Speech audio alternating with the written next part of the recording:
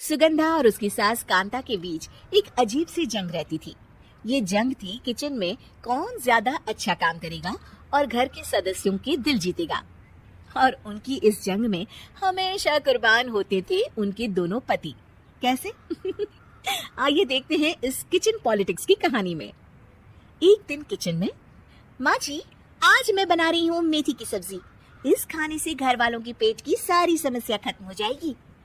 और मैं बना रही हूँ तड़के वाली छाछ, जिसे पीते ही गैस की समस्या कभी नहीं होगी।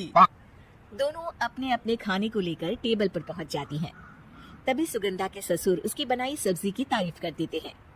अरे वाह, मेथी की सब्जी भी बनी है, बड़ी ही स्वादिष्ट है। वाह बहू वाह। अरे बहू, लेकिन इसमें इतनी सारी मेथी बर्बाद करने की क्या जरूरत थी? देखिए माँ जी, ये तो वो मेथी है जो आप रात में भिगोकर सुबह उसका पानी पीती हैं, और जो मेथी फेंक देती हैं, उसी से मैंने ये सब्जी बनाई है।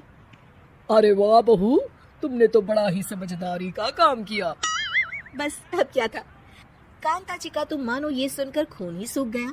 वो फैसला कर लेती है कि किसी भी तरह वो अपने खाने की तारीफ लेकर ही रहेगी और सुगंधा को किचन में उसकी कमियां गिनाएगी।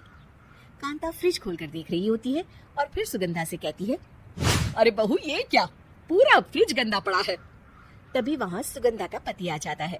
वो सुगंधा को डांट कर कहता है, सुगंधा, तुम्हें कितनी बार कह रखा है कि वायरस फैल रहा है, साफ सफाई का पूरा ख्याल रखना है, लेकिन तुम किचन में इतनी गंदगी रखोगी तो कैसे चलेगा।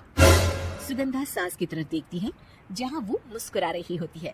सुगंधा समझ जाती है कि सास ने उससे बदला लेने के लिए ये सब किया है। दोनों रात के खाने की तैयारी में लग जाती हैं। दोनों ना एक दूसरे की तरफ देखती हैं और ना ही एक दूसरे से बातें करती हैं।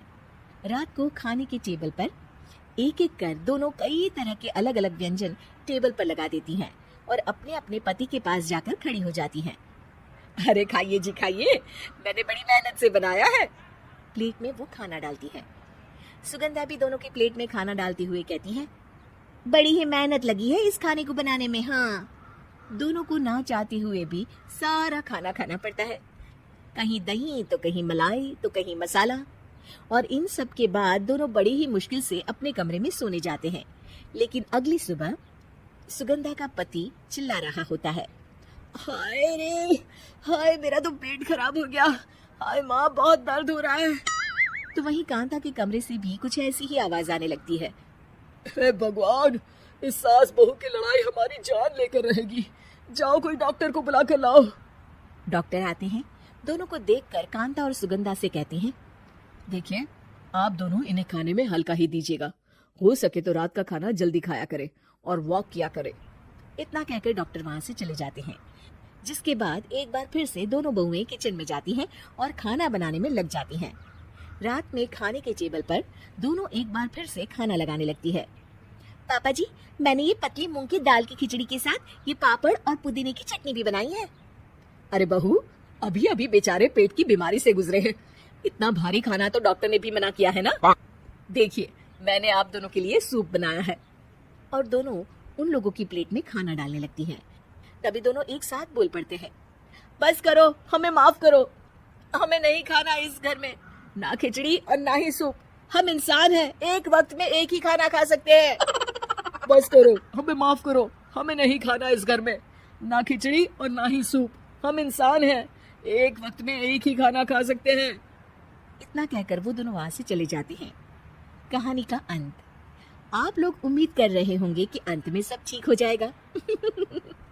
नहीं जनाब, अगर सास बहू के बीच सब ठीक हो जाए तो आप ये सीरीज देखें ही क्यों? तो मजा लीजिए इस चैनल में सास बहू से जुड़ी कहानियों का, क्योंकि ये ऐसा रिश्ता है जिसकी मिठास उसकी खटास में हमेशा ज्यादा ही रहती है।